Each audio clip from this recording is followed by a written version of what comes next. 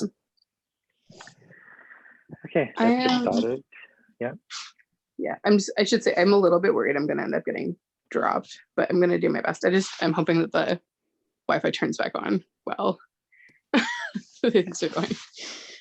Fingers crossed. Fingers crossed, fingers crossed. Okay, well, welcome everyone. My name is Assia Boundaoui. I'm from the Center for Comparative Muslim Studies at SFU. Wanted to begin acknowledging that I'm based on unceded Muslim, Squamish, and Tsleil-Waututh land. And I'll ask everyone just to take a moment to recognize the land that they are on. And this recognition can be a verbal thing you can put in the chat box, but it can also be like an internal moment of recognizing that this land that we're on is unceded land, that it's got a long history, was stewarded for many generations by people who have come before us, and that we live as settlers, as people who occupy this land without permission to do so. And as we talk about this particular conversation about what it is to be watched by the state, we recognize that that's part of a long history of colonization and state establishment that impacts all of us, and that many of us are complicit in a variety of ways. So just take a moment to acknowledge that and think about what our ongoing commitments are to change the way that we relate to this land and the people that we're on this land with. The Center for Comparative Muslim Studies was founded in the wake of 9/11, which is very pertinent to this conversation, as a lot of surveillance, particularly for Muslim communities, increased at that time. The center was established to increase the public understanding of Muslim communities and the diversity of them.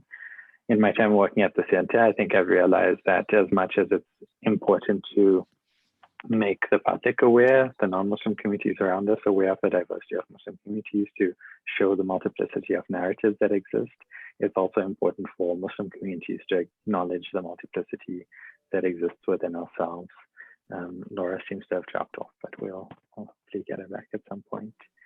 And also that, CCMS is hopefully a space for a lot of conversation where we can be critical about our place in this country, our communities, how we are treated and how we treat one another.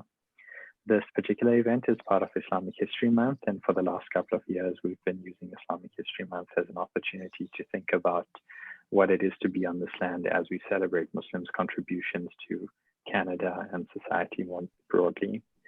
It's my pleasure to welcome Nada, Nasir, and Laura, who are panelists, discussants today, talking about The Feeling of Being Watched, which was a film that Hussein first brought to our attention probably a year ago.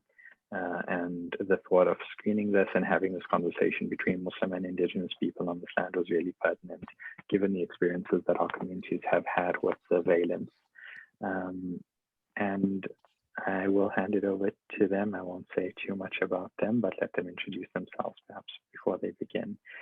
We do have a couple of poll questions that I'll be managing when I get the cues to. And yeah, that's it from me for now. Thanks.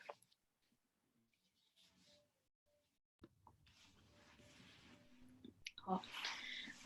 Okay, I guess I'll go first. So assalamu alaikum, hi everyone. So as Aslam mentioned, my name is Nada, and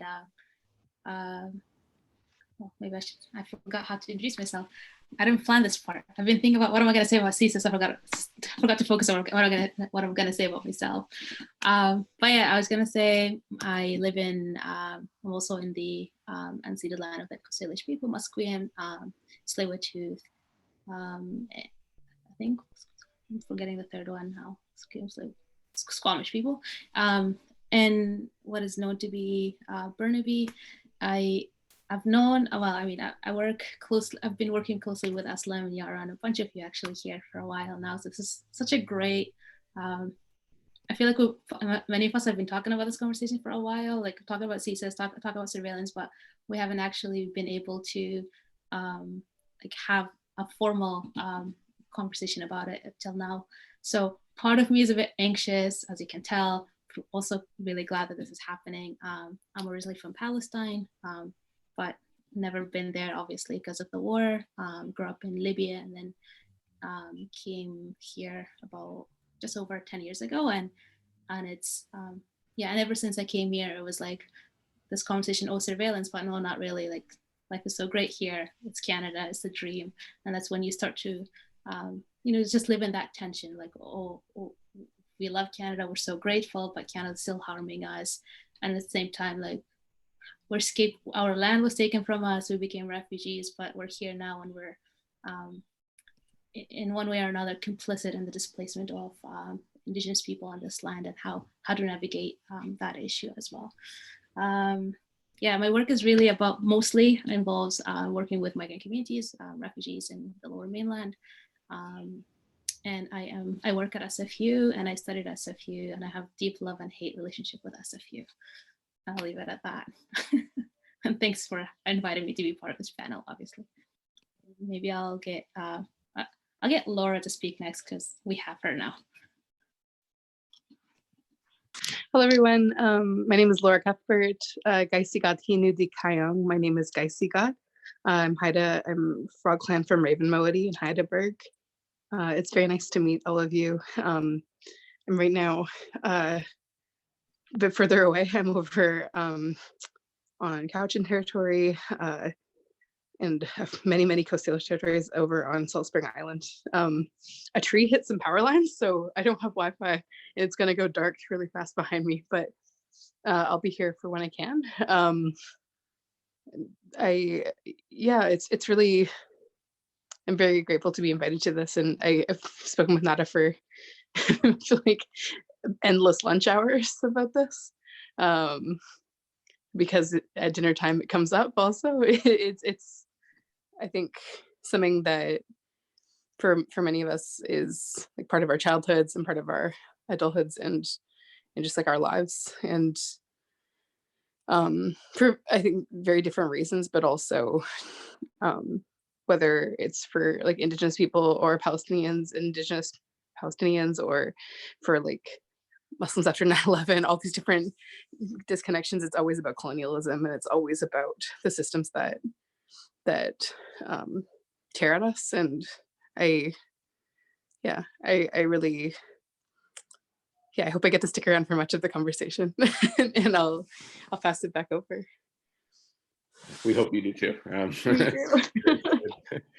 So hi everyone, my name is Nada Elmasry. I am actually originally from what is known as Chicago, which is the traditional homeland of a lot of the Council of Three Fires, and so I'm familiar with giving that land recognition, and I should share that as well. I am originally, as I noted, I grew up kind of close to the community of Bridgeview, which is in this movie. I've mentioned that to a couple of folks. A lot of my extended family, like my cousins, grew up in Bridgeview, and actually the school that you keep seeing in the movie is where they went to school. And so I have a lot of interesting sort of insights there, but I've also spent, I'm trying to do my doctorate in political science right now. Trying is the key word. And so I spent a lot of time thinking about sort of, as Laura was just mentioning, sort of the way that colonialism sort of influences significantly populations in everywhere from Palestine to Black Americans to indigenous peoples here in North America at large. And so I've spent some time thinking about surveillance as well, studying particularly the internationalization or transnationalization of surveillance technology, which hits close to home because I, like Nada, I'm also from Palestine, and a lot of the surveillance material that is developed by Israel and closely aligned with the Israeli Defense Forces is often exported all around the world. And so, I have some thoughts on that, some thoughts on what's going on in sort of the film here. Very grateful for sort of Yara and Aslam and the others for inviting me here. I'm really excited. Awesome. Okay, so I am officially not the moderator, but I think I'm just going to do a little bit of that, if you allow me, Nasir and Laura. I think what we actually have a much smaller group than we anticipated, which is a really good thing. And maybe I'm going to ask this question, so Nasir, Laura, and Aslam, feel free to let me know otherwise. But I'm thinking maybe we can have this more of actually a conversation style rather than like whatever we have prepared. just so that we don't bore you to death, and also we can hear from you, because from what I can see and tell, I think you all will be bringing a lot of like, you all have your own stories and knowledge of like surveillance and how it operates and how it impacts our various communities. So that's, I feel, it's so funny. Laura keeps coming and running away. I hope her Wi-Fi stabilizes, because Laura, if you don't know her, she's actually one of like, I think one of the pillars in our communities. She's done she's done and continues to do incredible work, specifically with Indigenous communities, but she's actually like basically everywhere. Whenever there's a cause, she's one of the people right on the front, and I'm just really honored and happy to have her like in our community, but also like with us here today. So this is me praying that Laura comes and stays. And maybe we can, since we are a smaller group, maybe we actually can do like a round and just introduce yourself and really like how you doing, or anything else you want to say about this. I'll leave it up to you. And maybe we can start with Camille, since I haven't spoken to her for a week. Hi, everybody. It's nice to see all of your faces. I'm Camille. I'm also on unceded Coast Salish territories, Squamish, Musqueam, and Tsleil-Waututh. And I've been interested in this film and what's happening, mostly because I have a lot of friends who've been impacted by surveillance, and I can see the impacts of that. And I used to work with survivors of political persecution and of torture. And as a therapist, what I see not only with the people I work with, but also in many of our communities, is the way we internalize that surveillance, and the way that the surveillance makes us mistrust each other and breaks down communication and terrorizes our relationships and community and tears us apart. And actually really, like, it's very effective at preventing solidarity and preventing truth telling and organizing. And so that's kind of my interest, is disrupting that pattern and learning more how I can do it as somebody who's from a community that is not targeted a lot by surveillance.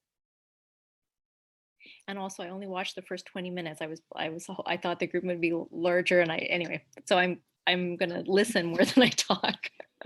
So you're busted, basically. That's good. I'm gonna finish it later. Yeah. Awesome. Do you want to pass to someone else? Yara is right beside me on the screen. Hi, Yara. Hi, everyone. I'm Yara. I'm also Palestinian, so loving the group here. I also work at the Center for Comparative Muslim Studies. I helped organize this event. You know, my interest in this is, like, the documentary is fascinating. Also academically, I'm interested in surveillance and like the international framework of surveillance overall. And I also grew up in a surveillance state. So to me, I'm still unpacking what that means and how it impacted my life. And now trying to understand how that plays out in North America. So I'm really looking forward to the conversation.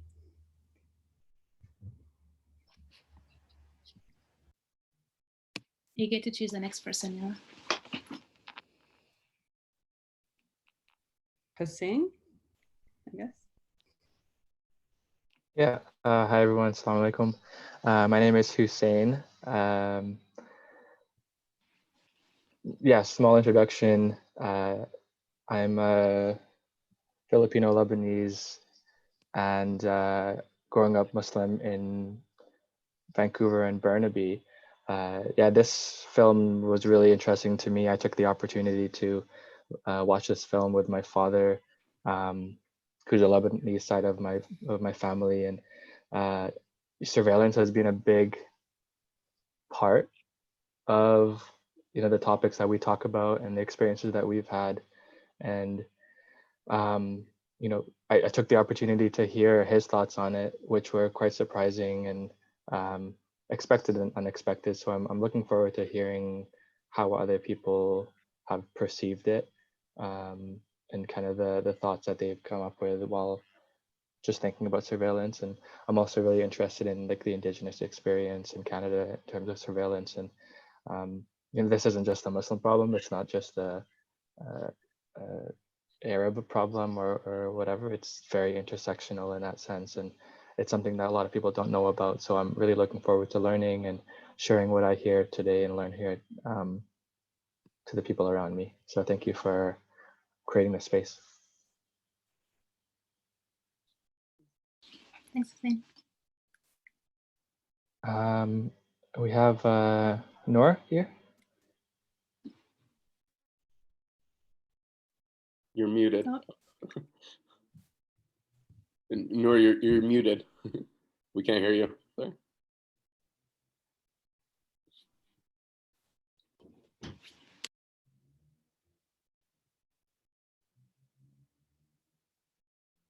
Oh. I still can't hear him for some reason. Uh, I don't know what's wrong.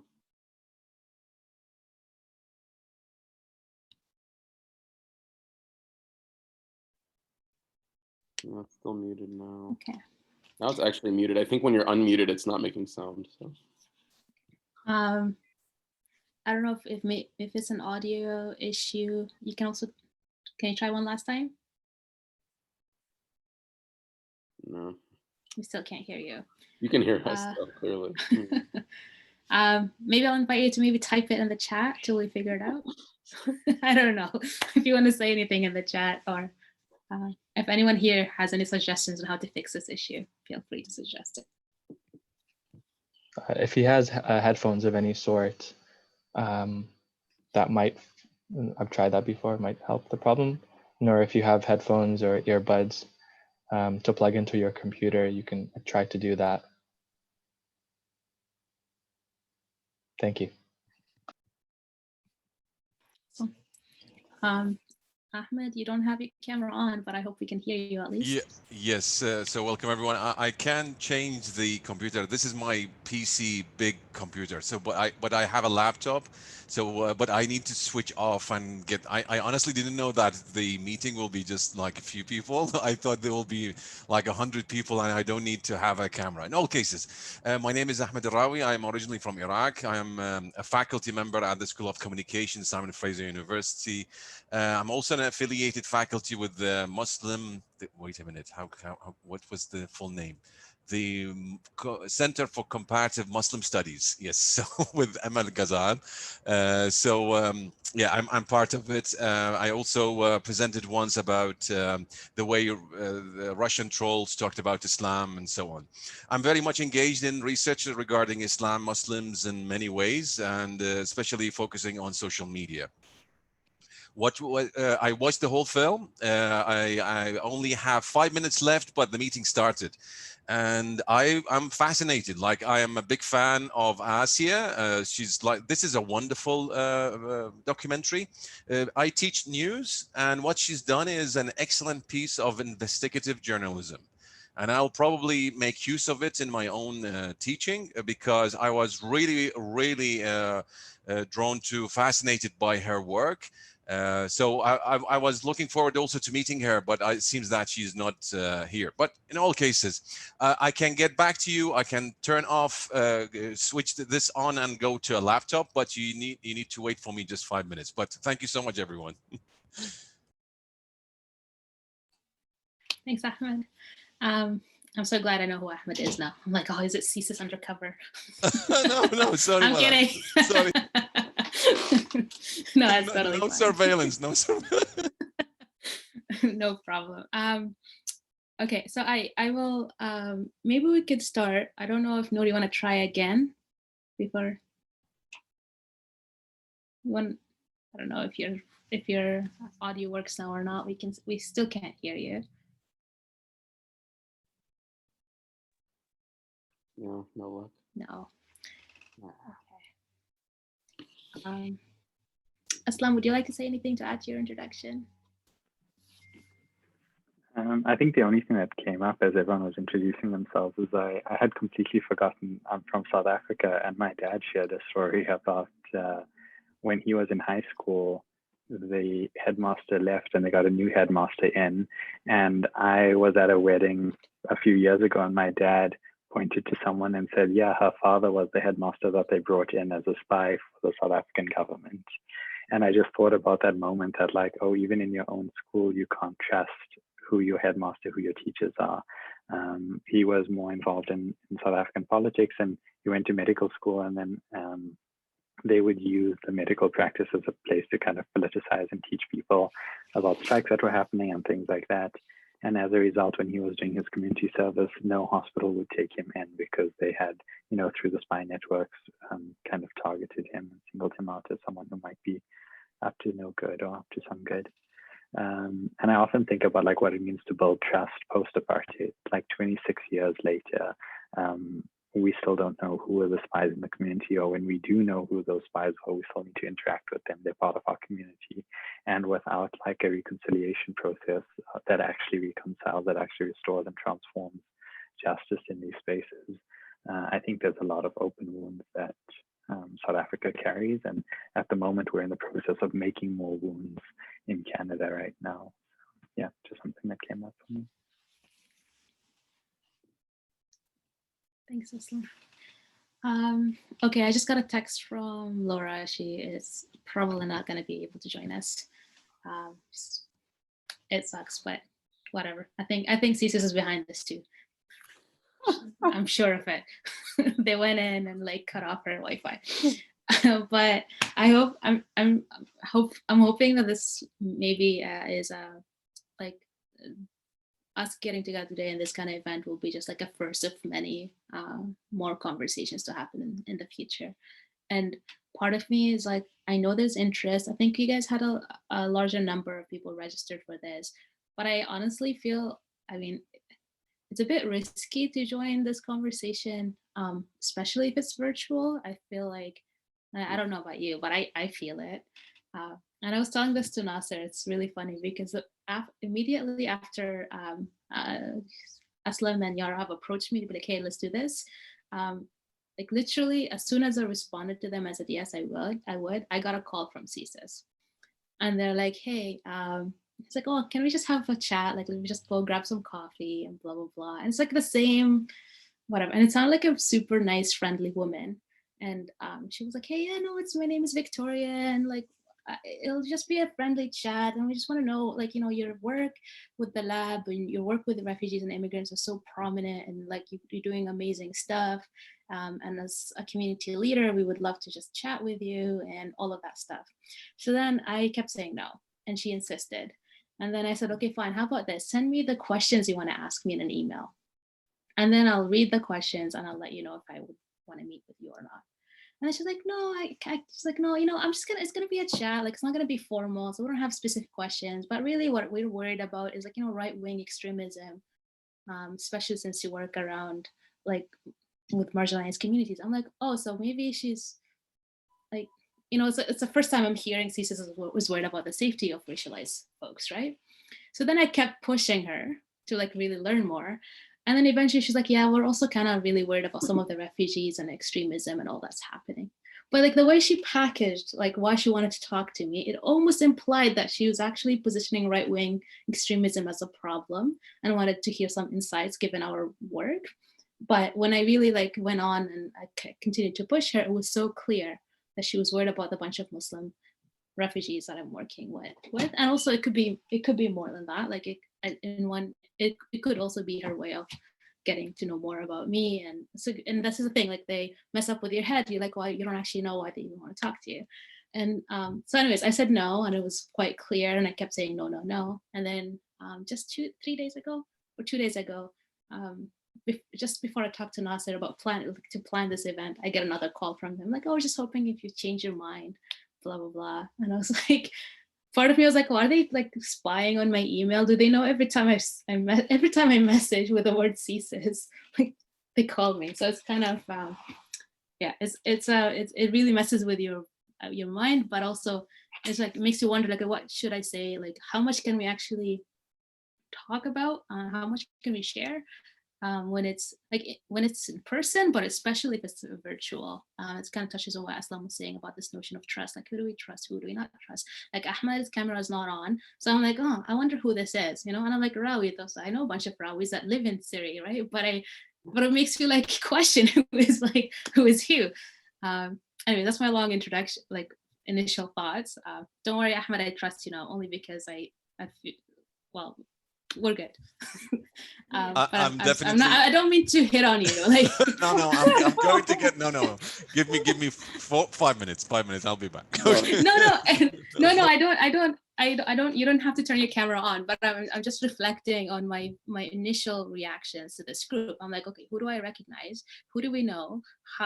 Who are you, and how did you come to this space, right? And whether I want to or not, like you have to wonder about these things. It's not something that I can stop, and it's partly because of my experiences and the stories that I hear about how surveillance, like how CSIS operates here in Canada. And Nasir, you're from the States, so you probably will be providing a different perspective. But it's also like it's the same. It's the same thing, I think, at the end. Anyways, that's kind of my opening remarks. Nasir, I'll let you take it from here. No, perfect segue. So, on that last point, right? One thing that Assia does in the movie a couple times, she says, "Are you paranoid?" Right? She kind of asks it pretty directly. And I think the 2 or 3 times that she did that, and maybe it was a couple more. The few times that she does that, right? She says, "Are you paranoid?" And they look at her like, "No, I'm not paranoid," right? Like it's one of these things when a lot of people hear stories, and that we were talking about this the other day. When people hear stories, they're kind of like, oh, even my first reaction was, oh, that was just coincidental if they happened to call you when we got off our calls, right? And like, maybe it is, maybe it isn't, right? It's beside the point. The point is that we've gotten to a point as communities where we spend a lot of time thinking about, why is it that certain things happen, right? Why is it that, that police sting that happens in Bridgeview, right? I remember that going down to my cousins, and, I remember this whole thing, and people were like, oh yeah, there was like some robbers going around with, guns. And then later people were like, really, was there? So there's these sort of events that we, in our minds, we're like, are we being paranoid, there's, in a lot of cases, people have absence of information. They just have no idea what the police or other surveillance, the CSIS or FBI, they have no idea what they're doing. People don't have a full, I think, grasp on what information they do or don't have about us, right? Which is why we're pushing back.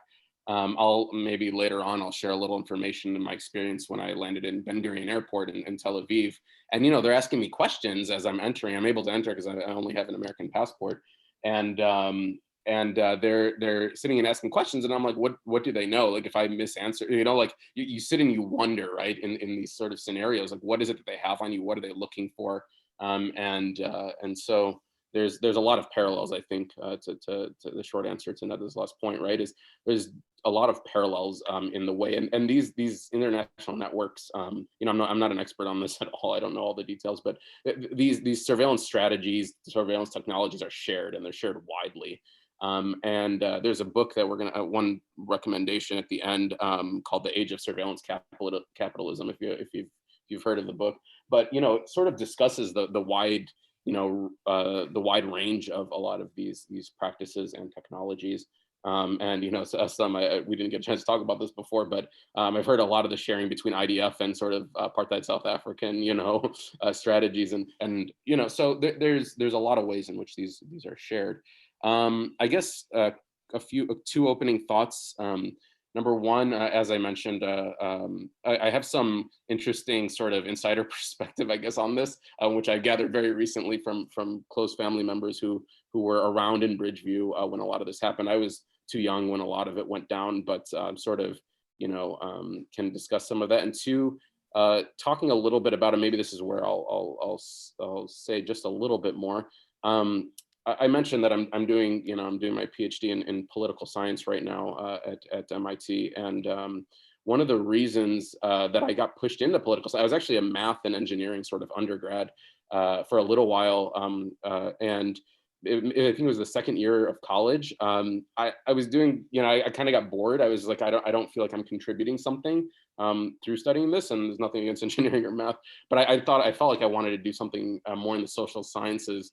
Or humanities, as they're called. I was in Bridgeview. Actually, the sheikh of the masjid, Sheikh Jamal Saeed, was giving a khutbah, his Friday sermon, and he said something along the lines of, he goes, for a long time, and there's good reasons for this, a lot of us, as immigrants, right, we've tried to establish ourselves through X, Y, and Z sort of, professions. And one thing we don't, and we've been too afraid to do, is get ourselves sort of, in public eye, having strong, sort of, bases of power in the United States. And, this expands everywhere, right?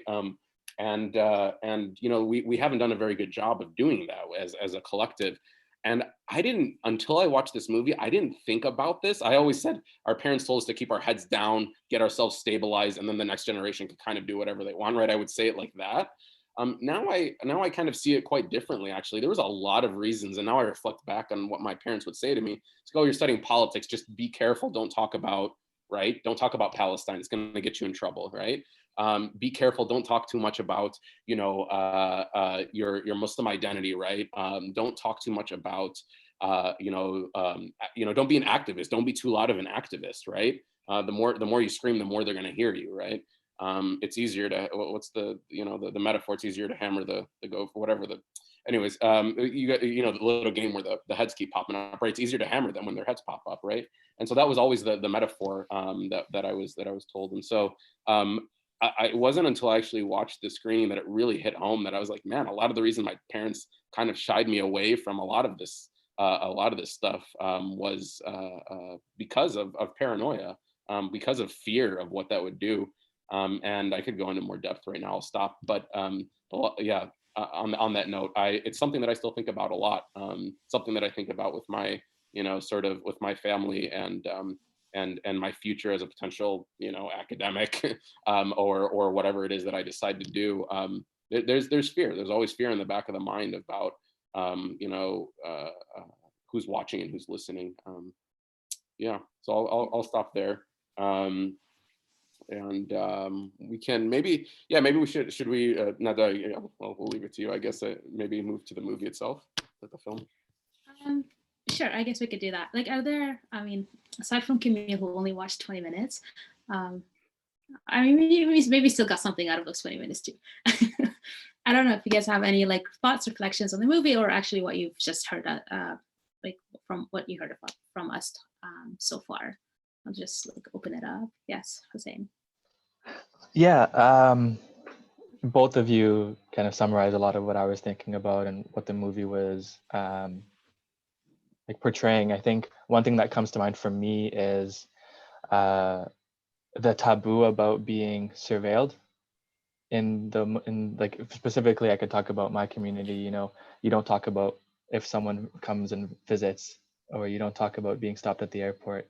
What happens, and it happens to everyone, but it's not something that you vocalize. And I think that's where Nada and I feel also the anxiety around talking about this is because usually you don't talk about it. It's just something that happens, and it's part of being within this community that you are stopped at the airport. You are, why is Baba getting stopped? Why, like, where is he? He's supposed to be out of the airport like 3 hours ago. And then you find out, it happened again for the 5th time, 6th time, or he's at a stopover, and don't stop over at this country, because that if you do a stopover at X country, you're going to get stopped. Stop over at London, stop over at safer countries. Don't stop over in the US. Never stop over in the US. So just that taboo about talking about this is quite like anxiety driving, and I can feel it. I don't know if I just got off a workshop on self-care and reflection and stuff, so my brain is already in those waves. But this movie really reminded me and was very like reactive in the sense that it made sense people were closing the door when she would bring up, hey, we're doing a documentary on surveillance. Nope, close the door. I'll give you bread, I'll give you tea, but we're not talking about that subject. So initially those are some thoughts that I was thinking about, and just the feeling of it is quite an interesting experience so far. Yeah. Thanks, Hussein. Yeah, I totally I hear you. And when I was watching, I just felt for Assia. Like, all these people shutting the door, like, this is your moment. Like, you need to get together and do something. But also seeing her cry at some point, and she's like so fed up with the community as well. Like, just the tension between like, you know, wanting to do so much work for the community, and like you want to stand for the community and understanding what the community is going through. Hi. Okay, now you're officially not a CSIS member. It's official. I'm really sorry. I didn't mean to put you on the spot. I was just trying to explain my thought process. I hope I didn't force you to be. Okay. Oh, welcome. Yeah. So so like I think some of what Assia shows in that documentary is something like many of us have felt here, and I think that, I don't know. I think like the problem, like as you mentioned, I was saying, like the problem, if we don't actually talk about it, then we don't know that it's actually happening, right? And then, or we think it's only happening to us, and that's when you feel like, oh, maybe I'm being paranoid, like maybe I'm going crazy, right? And then so that's like one aspect of the story, but also there's like the real fear of going out and telling people what's happening and the consequences of that, right? Because if you actually go out and you tell people, hey, like CSIS is after me, there's a real fear from the community that like they will be deemed like guilty by association, right? Because if you know a terrorist, you must be one too. That's kind of usually how it is here in this is, at least that's my understanding of the system here. So like if you're related to a terrorist, you must be one too. If you're friends with one, you must be one too, or any of that stuff. And so you can actually get targeted because of that. And so it's a quite effective tool that CSIS uses. Like when it's a combination of fear, and a lot of it is just fear, but also sometimes there's incidents when you're like, oh, that fear is justified. Like it happens. Maybe I'll share one story. So there's one person that I know who's been targeted by CSIS. And then he one time crossed the border to the States with another person, just like a friend. And ever since, like, I mean, a while after that, the person got targeted by CSIS. So the person who's targeted by CSIS now can't go to the States, right? Because like he's labeled, even though there's like nothing against him in reality, like there's like no evidence, no proof, but he was being like, you know, targeted by CSIS. And now even his friend cannot go to the States. And the reason being is because he was with him at one point, right? And that's how messed up the system is. So now the friend is like, oh, I don't want to be seen with you anymore. Because like, if that's one outcome out of it, like what else could happen because of it? And so it really does break the community, right? And it creates, even if they trust each other, right? Like, oh, I trust you. I just don't want to put myself at risk because I don't know what the state could do because of this relationship. And I've seen community members like completely distance themselves from some people just because of that. And the consequences are huge. Like, you know, like then if you don't have community, and we are already marginalized in this country, then your chances of getting a job are much harder. This specific person that I'm talking about actually lost his job because he used to do some work with the Muslim community. So all of these things have come out of that. So then is it actually even better to stay quiet? Like, is it worth it going to people and be like, yo, CSIS is doing this to us, like putting yourself out there? And I'm just, I was talking to Nasir about this. I'm like, how do I share some of the stories without saying like, I mean, just like for confidentiality and all that stuff, like how much, because I don't really know what the risks are, the risks that are associated with this. So when I'm talking about stories, I promise you two things, that all of these stories are very real. And some of them are actually from my own personal stories, like myself or my family and my father and my sisters, all of them. And some of them are my friends. I'm not super comfortable to actually name who the people are exactly at this point, but I mean, I don't have a deep relationship with many of you, but I hope you can trust that whatever I'm saying is like stories that I've either experienced myself or heard firsthand from like close relatives or friends. Okay. I don't know. Nasir, you can say anything, or and also please, like, we're a small group, so feel free to like interrupt or unmute yourself, and you can just speak whenever you want to. Yeah. That's what I was going to say. Yeah. Sorry. Well, thank you so much, Nada. I have a cat, by the way, who has just been spayed, so she's not allowing me to speak. So in all cases, Nada, I'm really sorry for the experiences. It's really, really, you know, painful to hear this. It's really not acceptable.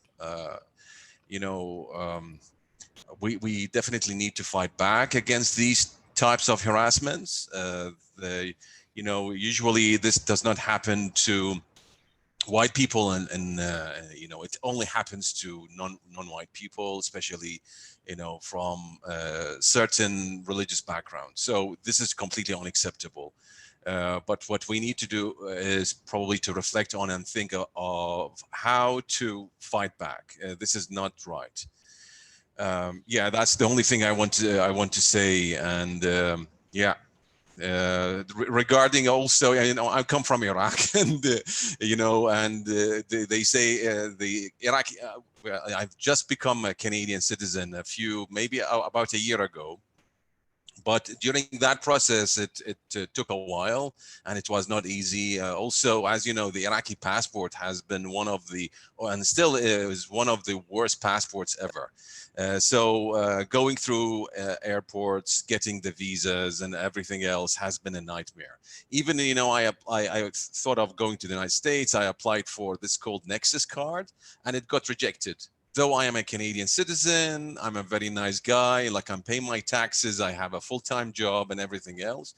And it got rejected, no reasons given. I filed what's called a follow-up, I don't know what they call it. And they also said, no, you cannot get a Nexus card. For me, I'm not going to the United States at all, but that's probably something we share. Thank you. Thanks for sharing. Let's maybe, yeah. So, I mean, if people have general thoughts on this or specific reflections on the film itself, what stuck out to you? Others want to share. I mean, I've got a lot to say, but I would rather. It's kind of nice. I don't know if Noor's thing is working, but Camille or Yara or Aslam, any thoughts? The one thing that comes up for me is just like how international this is, as we've been talking about, right? So the fact that I was probably 15, 16 years old when 9/11 happens.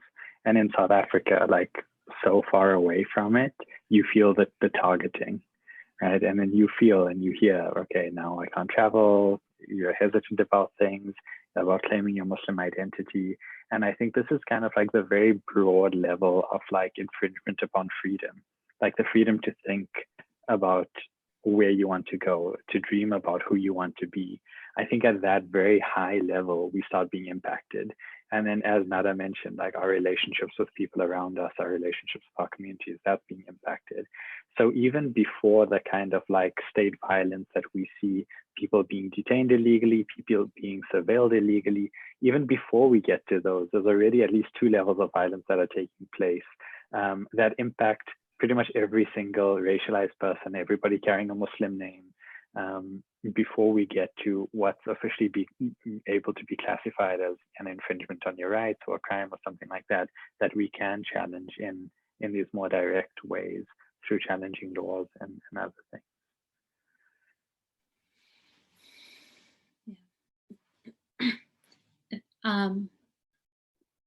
Well, let's see what Noor is trying to say. Still can. Sure. He's trying to unmute himself. No worries. So Noor, if you have any questions or comments or whatever, I hope that you could still get engaged by at least sending some, you can just type some of your thoughts if you wish. Okay. All right. Yeah, I was just gonna say something about what, sorry. There's this, I think it was by Shireen Razak, or correct me if I'm wrong. I'm not an academic. I'm just I try to pretend that I am sometimes, but I'm really not. But she talks about those states of places of exceptionalities or states of exceptionalities where the law stops to the law doesn't really operate anymore, right? And then so mostly for the name of under the name of national security, you can justify all of that stuff, right? So you can do whatever and it's legal. So the law allows it, but it's a space that the law doesn't really operate, right? So we can think of, I don't know, so arresting someone and spying on them and all of these things, which usually it would be illegal. They wouldn't do it to like I don't know, a nice white Canadian citizen, right? But they will find a way to do it, and they will justify it, and it will be totally okay to do it against some of the Indigenous communities if they're seeing them, for example, especially those who are active in I don't know, like anti-pipes pipelines movement, right? Or if you are a Muslim and like you're a terrorist by default, right? Because it's the issue with this is that, like I said, it's a belief system that puts that the assumption is that you're already violent. If you're Muslim, the assumption is that you're violent, right? And so it's like, so they don't use the evidence to justify that, like to find a conclusion. They already have a conclusion, and now they want to gather whatever evidence to confirm that conclusion. And many of us are going to be talking about 9/11 as like an important moment where a lot of things shifted. But I think it's also really good, like important to remember that like Islamophobia and anti-Muslim, the systems of surveillance, all that stuff existed before that too. Right? Like it wasn't just in in 2001. Like even in the 90s and the 80s, there's always been some sort of like surveillance targeting Muslims.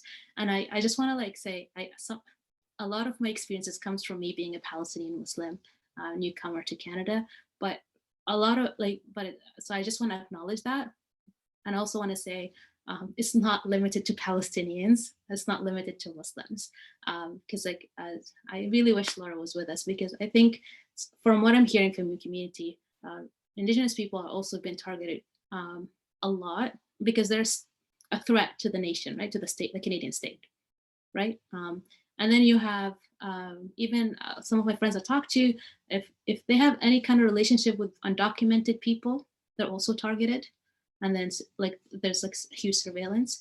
And then I think Muslims in general are targeted.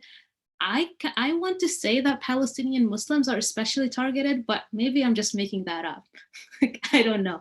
But I feel like from my readings anyways, they're talking about like, and I think there's a connection with Israeli surveillance and all of that stuff. And it just makes you realize that all of these systems are actually, like when we talk about Canada, it's Canada, but all of these governments are still connected somehow, and they're actually working together all the time. And I think, Ahmed, you're saying you applied to Nexus. My initial reaction was like, oh, why would you do that?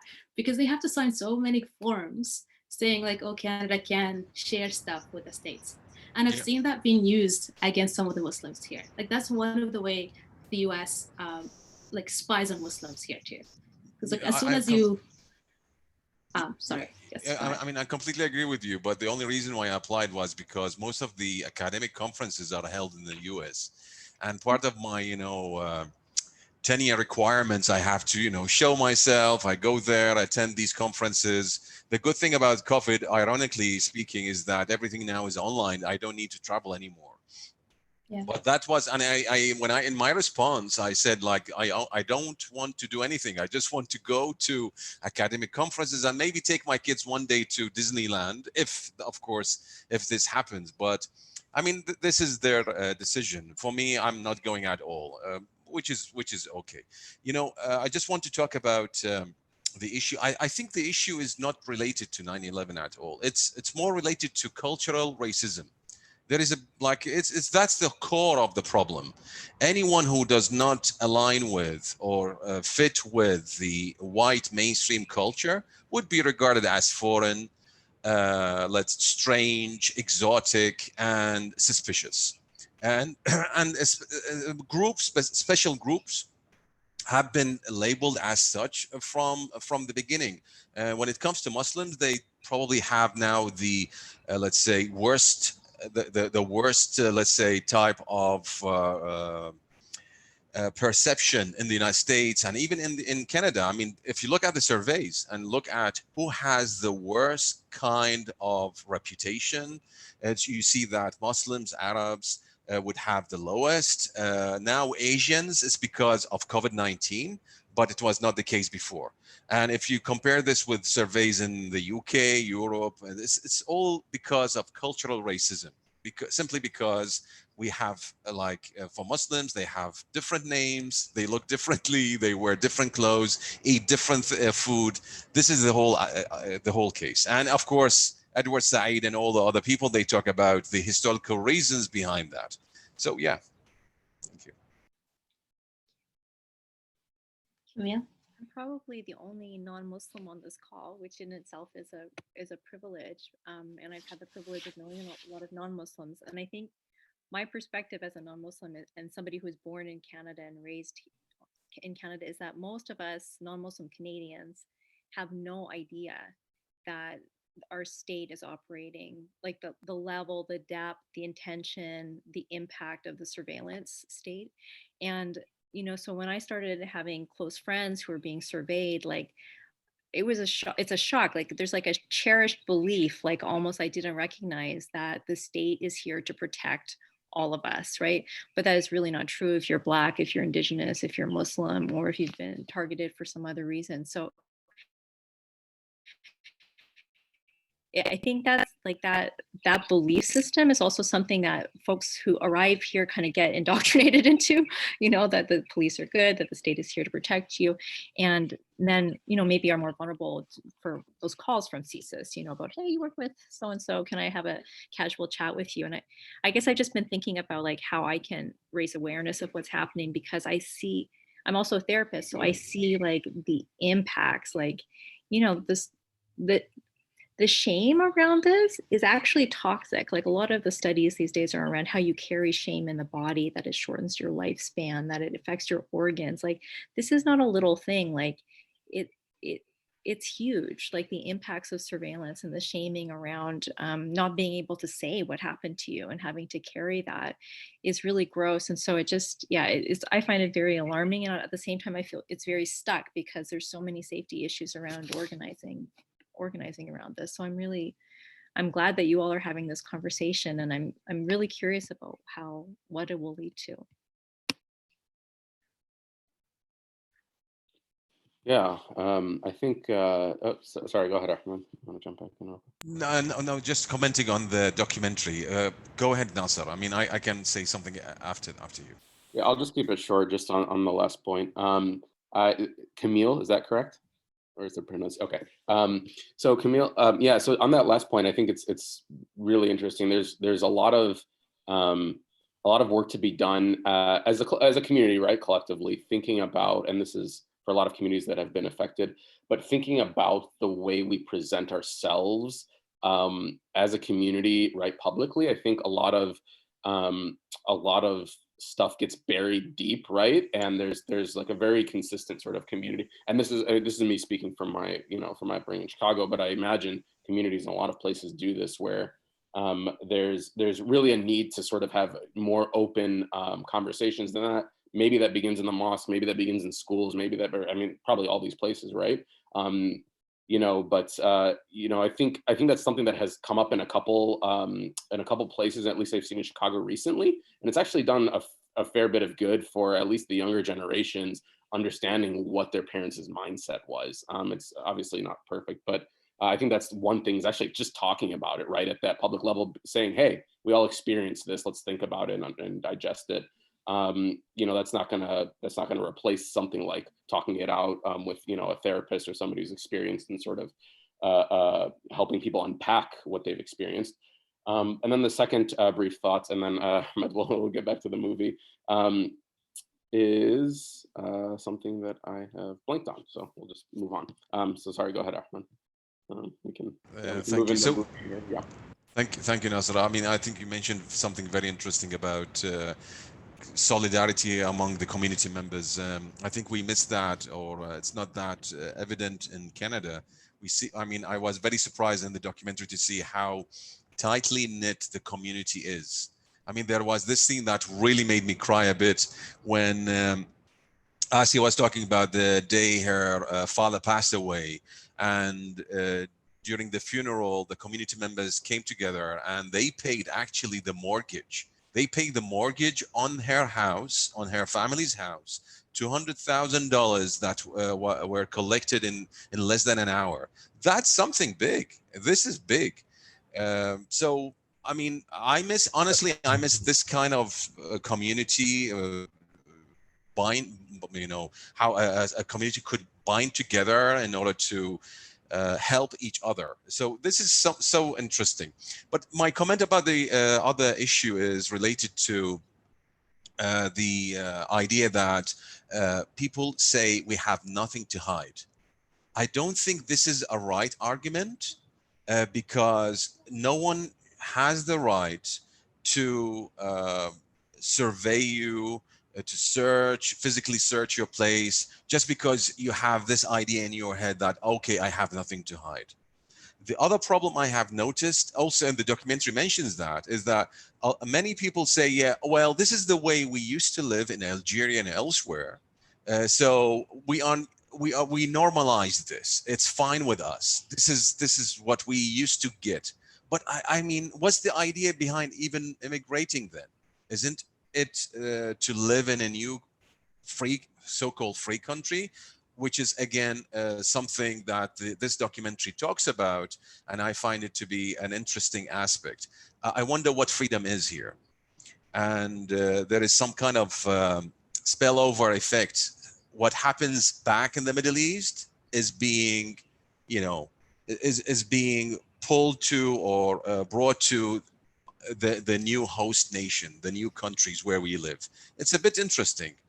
Yeah, I can't speak more to that, but yeah, I think I'll stop here. Thank you. Yeah, and I think I think it's good for us to remember that what's happening in the Middle East is not like a separate system. Like I'm not an academic, but I think many would argue that what's happening in the Middle East and like the states of surveillance there are really a consequence of colonization, right? Which is like the same people that have established those systems there are the ones that actually have those systems here. And it's so it's all connected, obviously. And when we're thinking about the Canadian context, we think of this Canada as like the nice country, with a handsome prime minister who welcomes refugees and all of that stuff. And that's like the dominant narrative. Like even now we have elections here in BC, and I'm telling people, go out and vote. And people just want to vote Liberals. A lot of the people that I know, I'm like, why? They're like, oh, Justin Trudeau. I'm like, but that's not even the same government. Like we're talking about provincially, like Trudeau is federally, and like the party system here are a bit different. But it's just like there's this so much love. For especially within within the newcomer community here for Canada, because it looks nice, on paper Canada looks nice, and I think a lot of countries do that. Like they want to establish their innocence, and they do that through things like, oh, we have apologized for what we've done to the Indigenous people, oh, we're gonna welcome refugees and blah blah blah. But most of the time we don't sit around and think of Canada as a violent country, right? Like Canada at the end of the day, however you want to put it or frame it, like it's a colonial country that it only exists because of how they have, because of the genocides that they've committed, especially against Indigenous communities, right? I mean, it's the same country that rationalized residential schools and like taking children away from their families. So how do we, why do we have such blind faith in our country and government? I don't know. And we're not talking about like a long time ago like a story. When we talk about residential schools, like some of us were alive when residential schools were still functioning, right? So then so yeah, and I think it's part of why like the propaganda machine and the institutions that we have here that are continuously trying to present Canada as, and the same could be argued for the States, those countries where you can go and have your freedom, and they go around the world to grant others freedom. They went to Afghanistan to liberate the women, and they went to whatever it is, like those narratives that they have, and so those machines are so strong that we end up believing it ourselves, right? And as I mentioned earlier, like my family's been targeted by CSIS a lot, and till today I argue with some family members, because I have some family members saying, well, they have every right, they're trying to protect us because Muslim radicals is a thing, terrorism is a thing. Like we see this is there for our safety. I'm like, how can you not see that? Like, how can you not see that we don't feel safe because of CSIS? And even when we talk about when we talk about community and solidarity, Ahmed, the reason being surveilled and not knowing who is actually spying on you is like you don't have trust. Like, who do you trust? Do you trust your friends? Like one time I got our RCMP. So CSIS is the Canadian Security Intelligence Services. So basically the spies, the official Wives of Canada. It's like, I think they work closely together. Again, I'm not an expert, so I don't really know how it is, but I think CIS is like a unit that came from RCMP, but they worked closely together. Anyway, so when CSIS was targeting my family, one day RCMP showed up to my workplace. And so there are two agents coming in, and they just like interrogated me almost for 2 hours in an office, like a glass office, so my colleagues and everyone else can see that. And I was a dumb idiot at that point. I didn't really understand my rights, and I also thought I have nothing to hide. And I was young, so that was years ago. And after that, I was like, oh, I don't know who to talk to. Like, I left that meeting, I was like scared. I was so scared. I didn't want to use my phone because I didn't trust anything with my phone. I didn't want to come home because I didn't want my family to get even more scared and worry about what just happened. And I didn't want to, because I was like, if I talk to anyone, I might get them. Because then it's like, it's me about me also protecting my Muslim friends, right? So then it's that. And then there's also the concept like, oh, if I talk to Muslims, like, I don't want them to be scared of me either. And if I talk to non-Muslims, I'm like, because of our blind trust in the state, if you tell them the police are after me, they're not going to be like, oh, why would they do that? Like, the question is like, what have you done? Right? So that's the initial thing. So then like, I didn't know who to talk to. So I just sat in my car for a few hours. And then eventually I realized, I'm like, oh, I have an atheist friend. She might be safe. So let's talk to the atheist friend. So like, that's my thought process. And like I said, like if I do want a community where we can trust one another and work with one another. But the way CSIS operates is that it breaks us apart. And then when they come and they talk to you, they tell you not to tell anyone that they're talking to you. Right? Like that's part of their tactic. Like they went to one of the guys that I know and they told him, we want to meet with you. And when they met with him, they're like, don't even tell your wife that we spoke to you. Right? And for many newcomers, when the state is telling you this, whether like a police officer is telling you this in like a uniform, you don't risk it. Right? Especially coming from back home, like, you know, I don't know. Well, I don't know if you've lived aside, some of you have lived elsewhere, but like the police there could be brutal. You know, they could just do whatever to you. So there's like a real fear and lack of trust of police. But when they say anything to you, you just listen and you don't risk it. So all of these things are going on. But also like in my life, when I'm trying to do something about it, and I'm talking to other community organizers, and some of you, I mean, Camille knows this. Like one time I was talking to one of the people that I love and respect and is doing incredible work on the ground. And we're talking about CSIS and all that stuff. And then she mentions another community organizer who I think so highly of, like incredible human being, who's like literally always doing some work on the ground, putting her life at risk for this work. And so this person's telling me that the other person is a spy for CSIS. Right. And then like, so now I have two incredible people that I think of them as incredible human beings who the community thinks so highly of.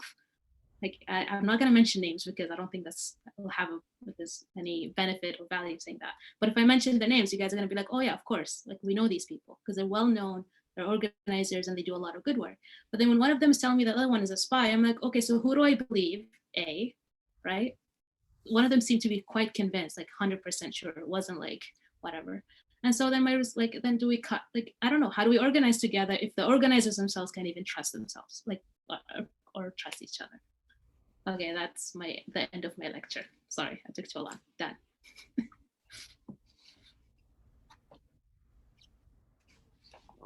There's a lot there. A couple people unmuted themselves along the way. Do people want to respond? Oh, sorry, I didn't notice. No, it's okay. There's a lot there. Again, I'm sorry, Nada, for what is happening. I mean, honestly, this is the first time I hear this. Like, I know many friends from the Iraqi community, like they haven't witnessed this. I think you made a good point about being Palestinian might enhance this.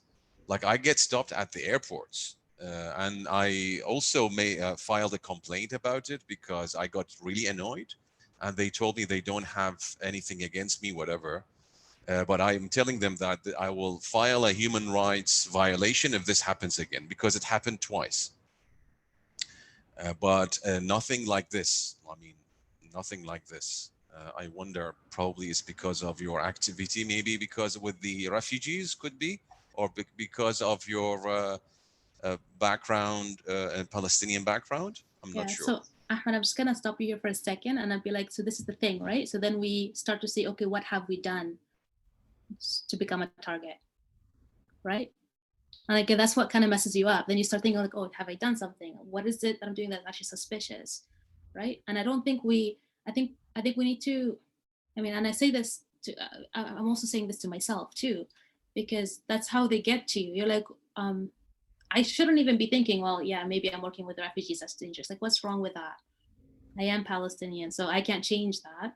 And also, I wouldn't want to change that. So, like, you know, my family sends money to Gaza every now and then. Of course, you know, like there's a siege there. Like my family members there can't work. They're starving. Like there's like a lot. I mean, there's a lot going on there. So that's not going to change. But if they see that as a threat, that's their problem, right? So instead of thinking, look, okay, yeah, I mean, sorry, that's just like a quick response to what you just said. I can go on, but I think that's covers it. And yeah. Are Hussein, you? was it something? Sorry, yeah. Oh. Yeah, we had Eslam and then Hussein, I think. Any order is okay with me. I just wanted to quickly note that with the conversation between Nada and Ahmed, you know, Nada, first of all, thank you for sharing that story, and I feel very deeply about that, and I know that it's hard to share something like that in such a vulnerable space. You know, the question is, and the question that I have to think about it is, does the state have a right to surveil? And where's the line, you know? Like, okay, I'm white, you're not allowed to surveil me. Person of color, maybe you're coming to a point where you can't surveil me. But like, is that even a question we should be asking? Like, should they be surveilling us? Why? And then it comes to like, you know, oh, you know, they're surveilling me because I'm a Muslim. Like, it's just a way of life now at this point. And I agree, Nada, that it does mess with your head, because eventually, talking to my father, you know, it's just a way of life. And he's like, I'll hit a certain age and I'm leaving this country, because this country's not a golden state anymore. It's not a good place, you know. I'd rather go to economic difficulties in Lebanon than have that on my head. And then that, I like to always tie this back to something we were talking about before, about the indigenous communities, and the fact that so many people don't know about Muslim surveillance is another reason. You know, I barely know anything about indigenous surveillance, and you know, because I'm indigenous now, I'm talking in second person now, but how does that make them feel like they don't belong and want to leave or want to not be part of the situation anymore? So that was just a jumble of thoughts. I think it's just something I have to process. So maybe I'll hold back now and come back to the conversation in a few minutes. But thank you for sharing that. Yeah, Aslam, go ahead. And then I think I heard Noor's audio. So Aslam, go ahead and finish your thought and maybe we can get Noor. Yeah, thank you for the sharing. I think it's so difficult, this question of like, how does the community present itself? So I think firstly, there's this like mythology of the single community, right? That like kind of like far right Muslims, like kind of like fundamentalist Muslims, as well as fundamentalist or right wing or state think about Muslims. Like they both conceptualize us as if we're like a monolith. So there's so much work that we need to do in like unpacking the diversity that exists within the Muslim communities that are present over here. Because even when I look at like Islamic History Month, right? So the fact that we've like created this month to celebrate Muslims, and it's a performance, right? We're trying to show how good we are, that we're like good Canadians. You know, throughout this process, like I was called by the police. Oh, you know, we know that you're doing a bunch of events for the Muslim community. We'd like to recruit more Muslims. Can we speak at your events? And I think a lot of Muslims are like completely buying into this, right? I think a lot of people are saying, you know, if we just prove ourselves good enough, then we'll be safe, without recognizing that like it's a losing battle, right? If we're not the target, someone else is going to be the target until the structures themselves change. But also like when we think about the communities that we're coming from, there's so much like trauma that we're bringing with us that puts us down a path of gratitude of like, okay, we can't question the state because look at what they did for us, or we're in a state of fear that, you know, we've got PR applications coming up, we've got citizenship applications coming up. So if we do or say anything, then we're putting a target on our heads, as Nasir said earlier. So those are kind of like the dynamics that exist within the Muslim community. So the first is like this, the monolith idea, and then it's also this like trap of like trauma, gratitude that we're stuck within. And then to bring it a little bit closer to home, I think there's also like within SFU, so many of us are associated with the university, and SFU's got this like security studies center, which directly recruits for CSIS. Right, and SFU's like criminology school like definitely criminalizes racialized people. So within our own institutions, like how do we start, you know, like how do we start this battle just within our own institution to say like, what's going on, what are you doing, and how is this allowed to be acceptable within the places that we're trying to work at? And I'll share the link just for the Center for you know, I think it's called Terrorism Risk and Security Studies. Like on their website, they've just got like, here's the job opportunities that are available if you come and take our course. You don't feel safe, Ruslam? Noor, are you able to? I hope so. There it is. Yay, we can hear you. When in doubt, reboot. Yes. So, yes, I'll go back to the beginning. I've attended many of the events put out by the Center for Comparative Studies, and I found them to be very interesting. And I thought that I would join this one. I saw the movie, and then I've also seen another movie that was shown at the Vancouver International Film Festival, which dealt with 6 or 7 people who had been incarcerated and so on. And so I thought I'd join. Wonderful to have you. Thank you.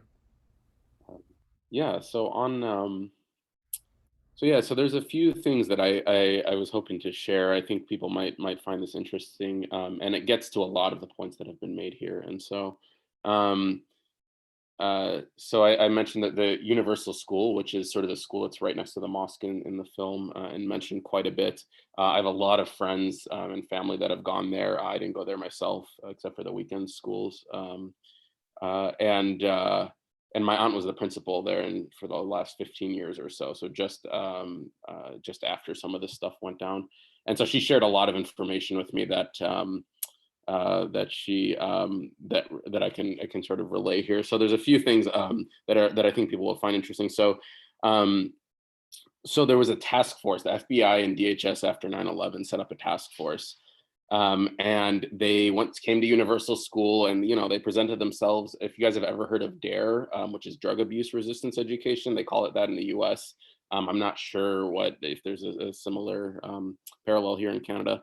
But they came to the school. They met with the sort of the board of director, the head person on the board of directors, and my aunt, who was the principal at the time, and they presented their thing, and they had to debate it over. And she was saying, she's like, they couldn't say no really, or they felt scared to say no. And my wife and I were talking afterwards about what if they said no, right? Like, what does that bring down upon the community, right?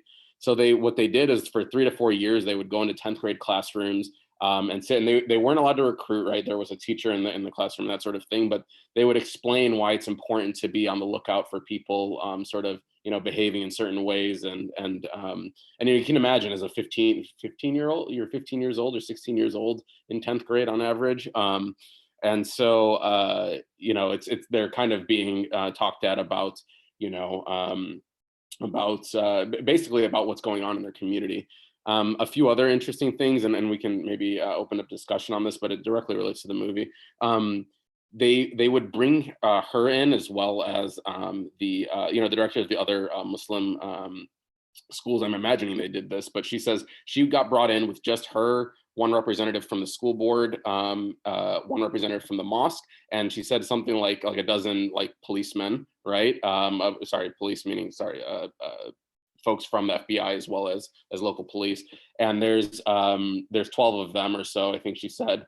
and she's sitting in the room, and they're running through practice scenarios of how they would react as a community to certain situations. And one of them is like, imagine there's a soccer player in Bridgeview, right, who's a teenager, right, and there's one soccer team in Bridgeview, right, there's only one high school, which is the Islamic high school. The other public high school is not in that town, right? And so like there's just like some the way they even phrase the scenario is a very obvious, like, imagine there's like somebody who we'd label a threat in your school, right? It's kind of direct, and how are they supposed to sort of respond? And so they just she said they wanted to make us friendlies, right? They wanted us to come to them if there was ever an issue that we were concerned about. And then she mentioned quite a few stories about other things that happened sort of after 9/11. But I think the most important thing that I will mention, she mentioned the paranoia that a lot of the kids had. There was a building right behind the school that wasn't owned by the mosque or the school. They own a lot of the buildings in the area, or they're owned by people that are known in the community. There was a building that was like just kind of unmarked, and people would people would see people going in and out of there, but they at the morning and then in the evening, and that's it. But the kids always called it the FBI building. That was just like the slang name for it. It was like, oh yeah, it's the FBI building for sure. That's what's going on in there. I, as a kid, I heard my cousins, who are, basically siblings to me, they would mention the FBI building in school. I was like, yeah, whatever. And then like my aunt brought it up today. I was like, oh my God, the FBI building. It was, like, who knows, right? But the paranoia, the way that it filtered down, it wasn't just the parents, right? It was the kids who saw unmarked vans in the neighborhood, who knew the warehouse that was back behind the tracks 1 block over. So, there was a lot of questions there. So it's like, the film definitely mentioned like, paranoia in a lot of different ways, but the way it sort of filters down as well, and down, I just mean down in generations, right, is fascinating, and deeply, right, like damaging to the way that I think students perceive law enforcement, right, the concept, or what's called law enforcement, so I can sort of stop there with the extensions. I will conclude one last thought. What in the middle of the movie, my wife turns to me and she goes, "Aren't you glad you didn't grow up in Bridgeview?" And all my life, I used to think, I wish I was closer in the community. I don't speak Arabic that well, right? I understand it, but I was just outside of a community where I spoke it that well. I learned it for, I can sort of read and write really well because I learned Quranic Arabic first, and then, written Arabic, but I just don't speak it that well because I wasn't around the community. So all my childhood, I spent time thinking about like, man, I wish I was in a community where they spoke more Arabic. And now it was interesting. She put it to me, "Aren't you glad you didn't grow up in that community?" And it's just like this, like, I'm like, yeah, maybe I am, right? Like in, it's one of these things that I'm like now wrestling with in my head is I study politics. I'm an activist. I kind of have my name out there, my opinions out there written and stuff. And I know it's going to probably come down on me. I might have mentioned before, I lived across the street from the Obamas when I was in starting my master's, right? Literally could see their house outside my window. And I study, I study conflict. I study authoritarian regimes. I study like sort of colonial histories. I study US imperialism, right? All these, key words that, and I just sit and wonder, is my internet tapped, right? Is my wife has, like she's done the nexus process, right? Like now, is there going to be something there that is going to, so there's all these questions. Anyways, so that's all the things that I had to share on that. I guess one last really interesting fact that my wife found, 40,000 more documents were uncovered on top of the 33,000 that she mentioned. So now there's 73,000 documents somewhere. I don't think she's accessed all of them yet. But she is working with another lab at MIT to use artificial intelligence to go through old documents that have been completely sort of uncovered, and read through them, and then use, I don't understand exactly how this process works, but basically use that to potentially uncover whatever is blacked out, obviously without the specifics, right? Maybe, but whatever is blacked out on or whited out, I guess, on the documents. And so that's fascinating. I'll stop there. I've gone on too long. Thanks, Nasir. Just to clarify, so I think in the near the end of the document, or like halfway through the documentary, she starts to collect, like asking the FBI to release whatever documents they have on her and on the community. And there was like more than 30,000 pages. And now you're saying there's additional 40. So it's like that's how much data they've collected and how much they've actually like how much spying they've done within the community. And I think she also mentioned there wasn't a single arrest because of it either. So like we're talking about years and years and years of surveillance and spying on people with no real, like when there was actually no real threat to begin with, and with nothing to show for after either. I really do encourage you guys to really watch it if you haven't seen it.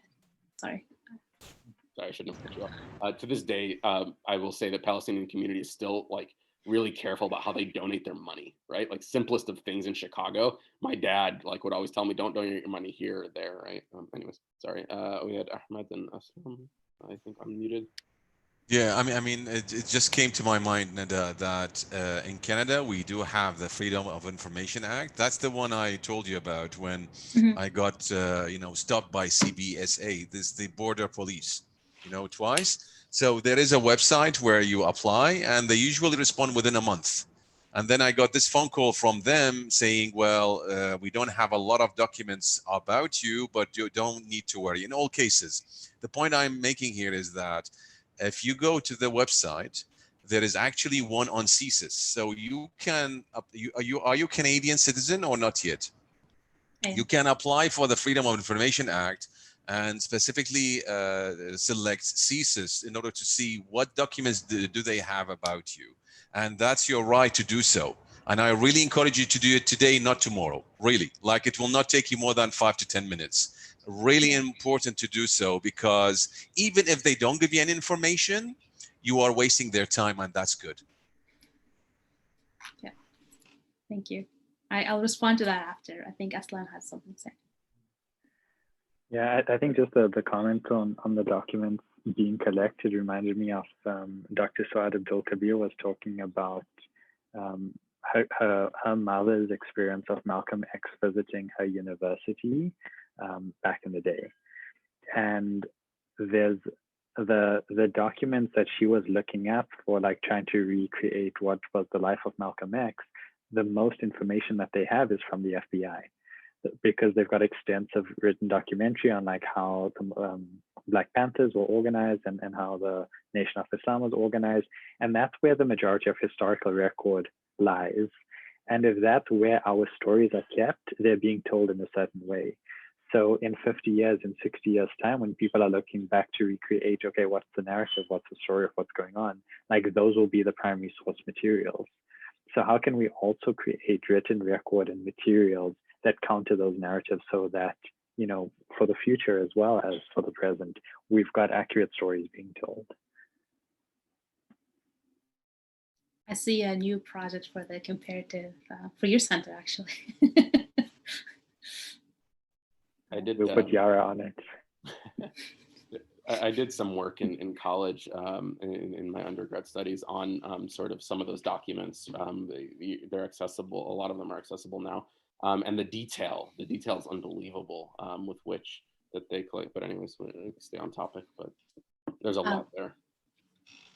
I totally hear you. And I'm just going to share this story. So like, I know of a person that was like really harassed by CSIS.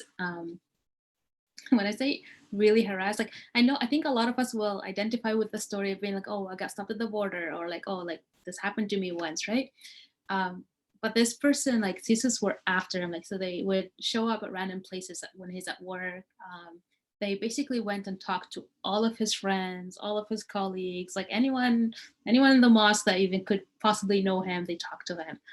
And that, like, we were pretty sure also that CSIS were tracking like his phone and all of that stuff.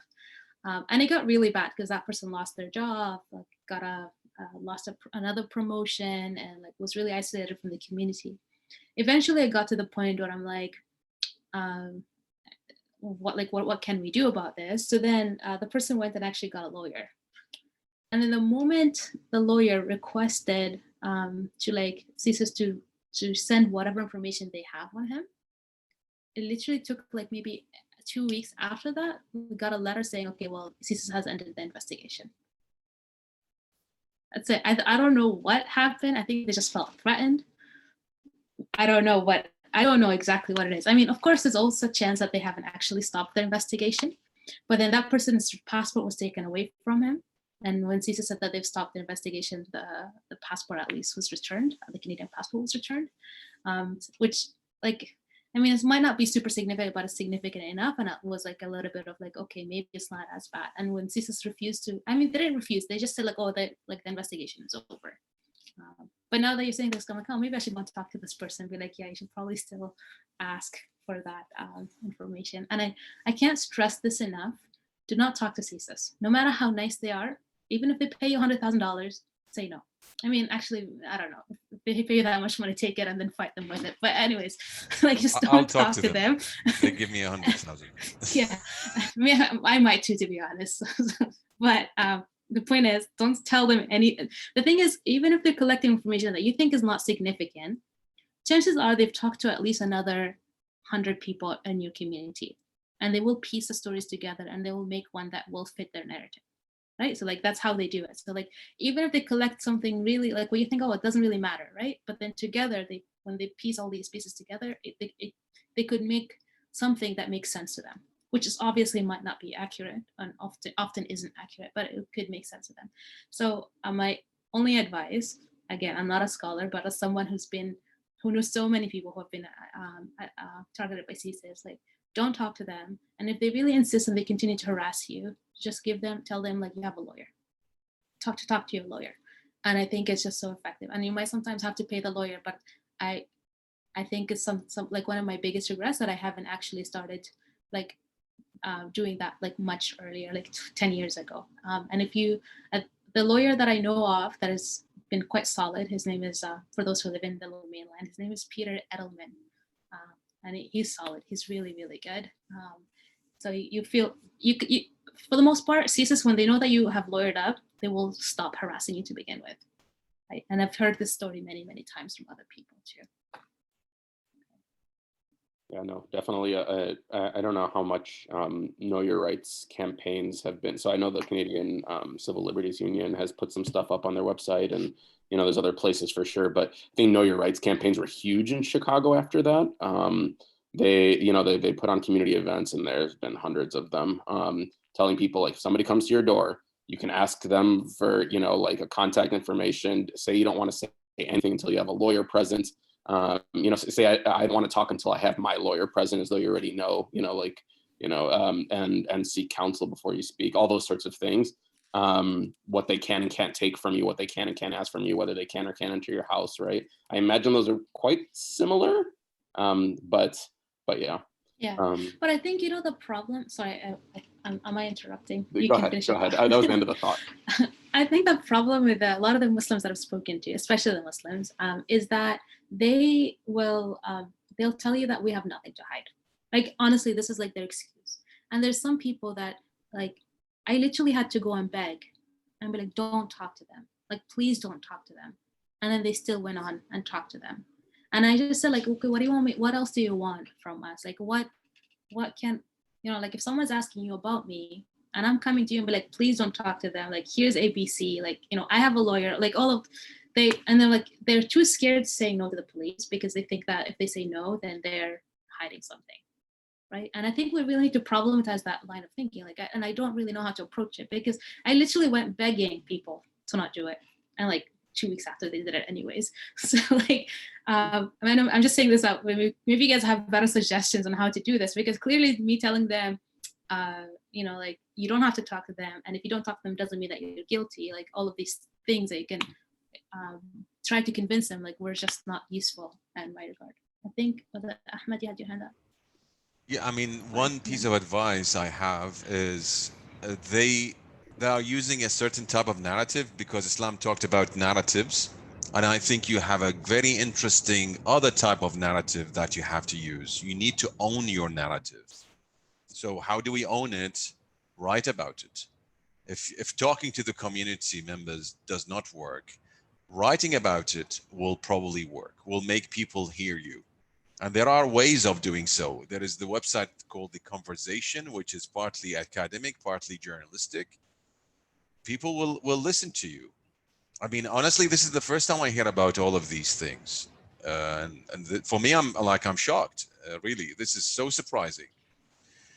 I'm not surprised that it's happening in Canada because I know what the issues are, but I'm surprised that all of this is happening without any, let's say, clear action taken to stop this from happening. It seems that it is recurring. So if you don't write about it, it means it will be just like hush hush. It will be silence and it will continue. So you need to do something about it. And I think the point mentioned by Camille about keeping it inside, feeling the shame, etc., might really hurt you. And it shows that like it shows you are, yeah. To your point, Nada, in the Chicago community, that's very common, right? Like you heard it a couple of times, right? Like in the film was like, I have nothing to hide. And those campaigns did a lot in the community. People were kind of like, people, my mom, my aunts, they were kind of like, oh yeah, actually, like that's kind of, they all in their heads, like, I don't have anything to hide. And, police serve and protect, right? That's the kind of the mindset. And I was just like, why should they wonder if you have anything to hide? And then, serving and protecting whom, right, is kind of the response. Yeah. And so, and so those like, so that's one thing that can be done. I mean, the Know Your Rights campaigns written sort of shared information is obviously another. But yeah, there's I mean, surveillance is like on a broader level, right? Is really backed by the narratives about who to be concerned about and who to be fearful of.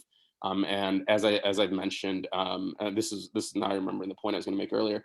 In the United States, and this is just one example, right? In the United States, there's a very clear and observable, quantified even threats, right, from right-wing nationalist groups, right? Like, they're armed, they're organized in certain areas. The NAACP, if people are aware of the NAACP in the United States, has issued a travel warning for African Americans in certain parts of certain states. A travel warning, right, to other parts of the right, which is like something that I don't think anybody's ever done before, at least in the United States. But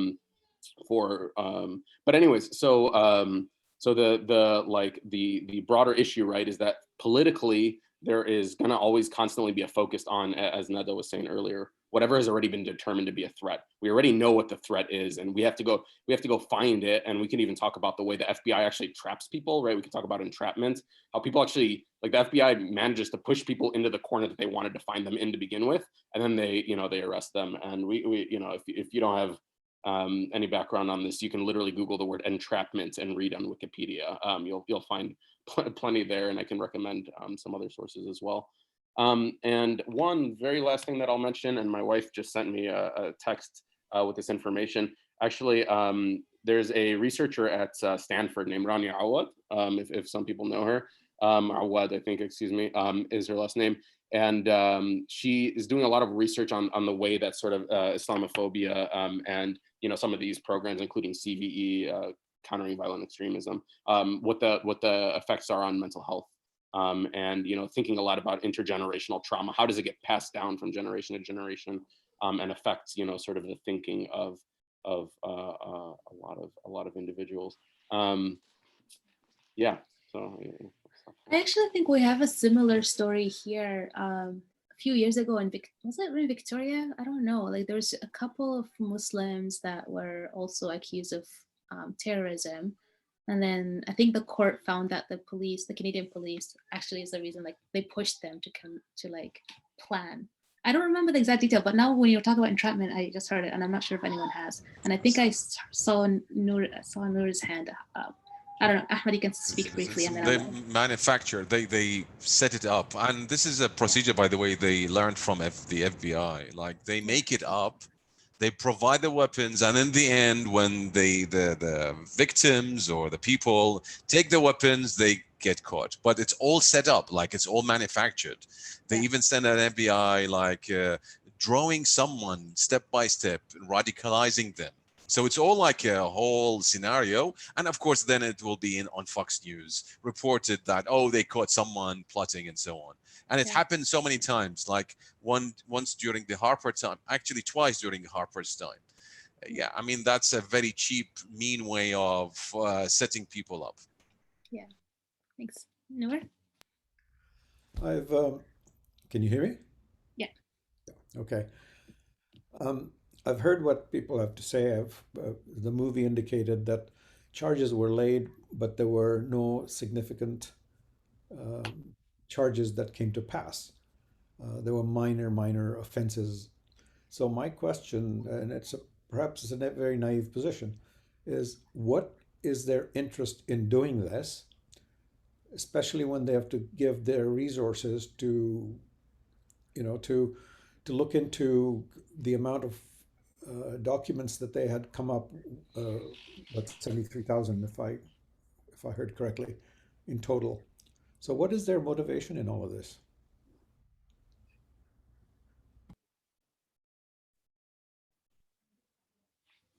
Yeah, I can take a few stabs at it. So I think, a bit of what Ahmed just mentioned is definitely, to be clear, I'm not an expert on this, don't have concrete answers, but there's a few motivations that pop to the fore. One is, if you've ever interacted with, I had the unusual situation, perhaps unfortunate, two people extremely close to me are very wrapped up in sort of, one of them is wrapped up in sort of,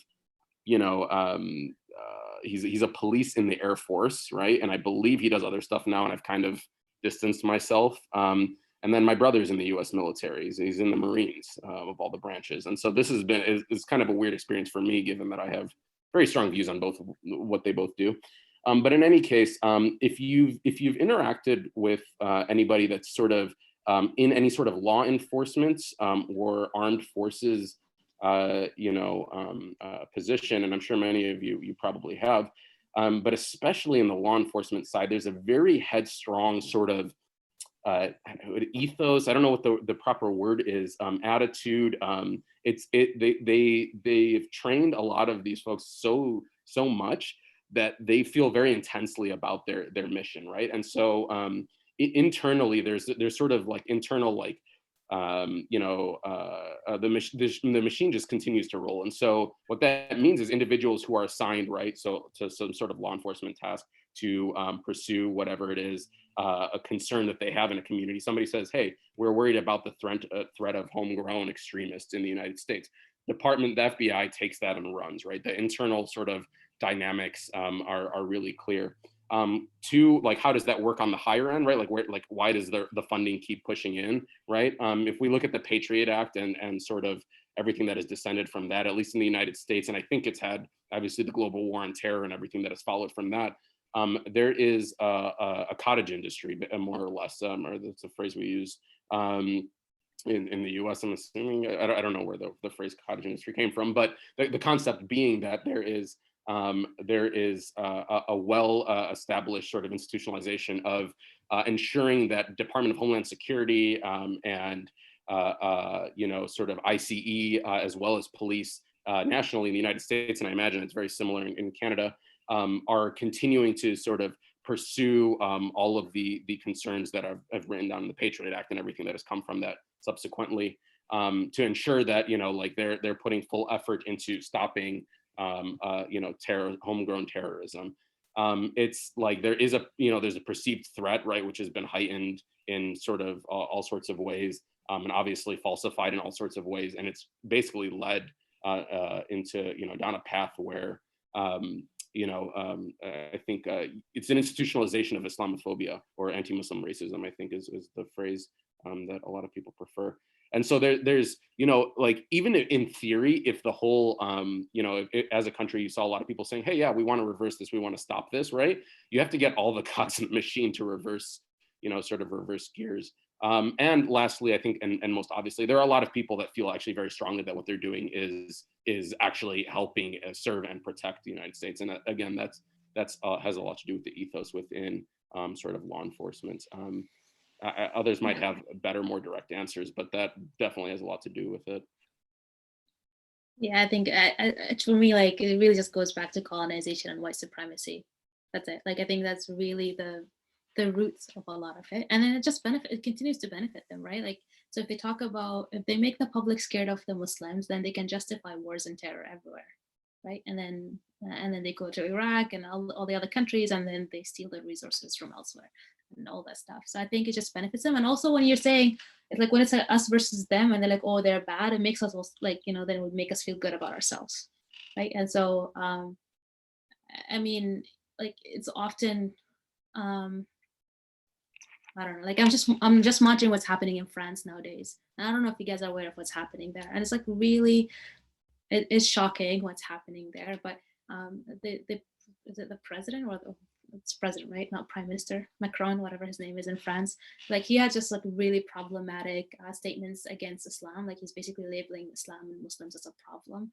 And of course that some, I don't want to say some idiot, but like a teenager or like a young Muslim man went and like killed a teacher for saying things about the Prophet that were, or showing cartoons about the Prophet that were problematic, and then of course immediately gets labeled as a terrorist, right? And like, why? How could you do something like this? How could you kill a teacher? And there's like this public outcry and all that stuff. Then the state responds by like publishing more of those pictures and putting them in their buildings, like insulting the Prophet. And then there's like two Muslim hijabi women in France that got stabbed by the Eiffel Tower, right? Again, it's like Islamophobic stuff. But then this is not reported as terrorism, right? It's only terrorism for Muslims is the one who's doing it, and it's always like, a response to how awful the Muslims are. So like, even when the white people are doing problematic things in this instance, like, really know the causes the Muslims, like, they're the problems, and I think it just makes them feel better about themselves. Like this, like us, like, so they're the civilized, we're the savages, they're the peaceful people, the democratic people, and we're the ones who like the opposite of all of that. Nothing has been proven in all these years except for minor infractions. So if they continue to fund everything, I would imagine there's some scapegoating, but what is behind the scapegoating? I understand that they want to put a blame on someone, but then to what end is what it still fails to explain itself to me. I think it's because it's not logical. It's really not, there's no logic to racism. It's driven by the economics of it. And we could that, anyway, that's kind of where I'm at on some of these things. You try to figure it out and it doesn't make sense other than it's benefiting somebody else. And that's it. Somebody gonna jump in here? I have one or thing. Islam, I think, yeah, I think I was going to say the same thing. It's like what Ahmed said right at the very beginning. It's a cultural racism, right? There's an idea that some people are better than other people, and those people need to get ahead and need to be protected from the other. And France is a really good case study and example, because whenever Islamophobia or like Muslim radicalism is talked about in France, it's always dehistoricized. It's never taken in the context of France's colonization of North Africa and the consequences thereof. And yeah, how does France as a nation state protect its identity and keep on its project of ongoing colonial occupation and extraction from other countries and exploitation of a Muslim workforce? It can't do that unless it perpetuates the narrative and the myth of cultural supremacy over the other. And I think, yeah, that's the same thing that's happening here towards Muslims and towards Indigenous people as well. Indigenous people protecting land, trying to stop pipelines, trying to ensure that water is remained safe and clean for the next, generations, are a threat to the capitalist project of the nation state that the nation state was created to support. So really, when we start going into it, I think that's the logic. It's illogical, but like that's where it stems from. Yeah. And unfortunately, most of us are just raised within systems that teach us that is normal, or doesn't teach us the things that we need to learn in order to properly critique it. Thank you. It does shed a different light on it, and sort of makes sense. And then, of course, it perpetuates itself, right?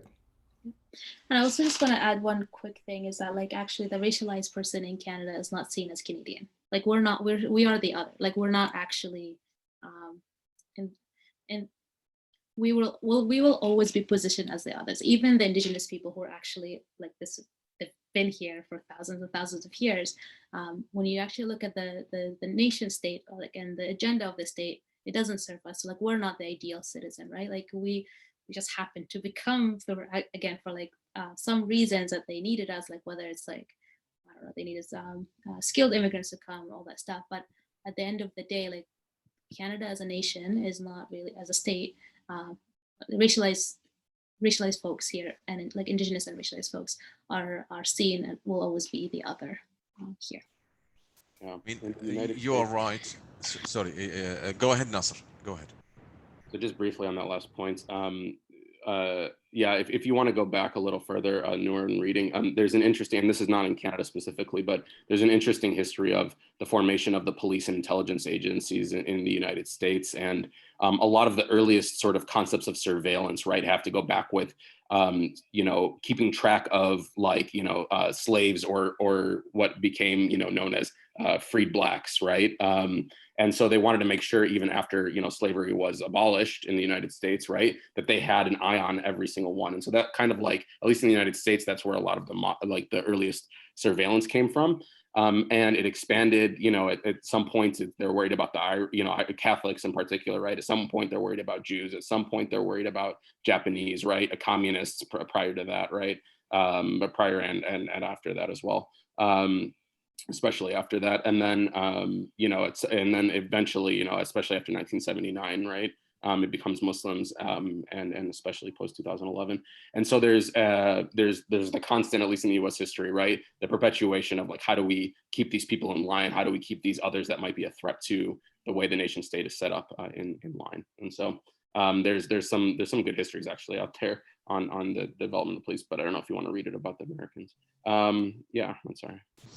Well, many points. I'll start with France. There are definitely legitimate concerns when it comes to terrorism. You know, ISIS. We had Al Qaeda. I mean, my country was destroyed because of them. The reason why I'm talking to you now is because of them, and of course because of Bush and his war. So there are legitimate concerns, and they were horrible people. Those groups were horrible. They destroyed everything. They destroyed even the heritage of my country, Iraq.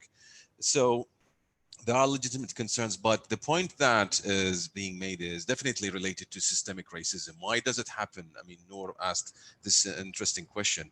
There is systemic racism, and the whole idea is to maintain the power within the hands of few groups, especially, you know, white groups. So it makes sense that this will continue. This is happening and will continue to happen. But the trick is, first of all, we should not normalize it. Yeah, we acknowledge it, but we should not normalize it. We should fight back, which means if this happens, we have to say no. We refuse. We have to move on. We have to show that this is wrong. And we continue saying it until change happens, or maybe does not happen in our lifetime. It might happen later on. But the fact that you remain silent, it means you accept it. So, Nada, I get your point. You're right. There is a lot of problems, but if you remain silent, nothing will happen. That's why I'm saying you have to write a book. You know, if you write a book, it will be probably one of the bestsellers, really one of the bestsellers, because you will be talking about your experience.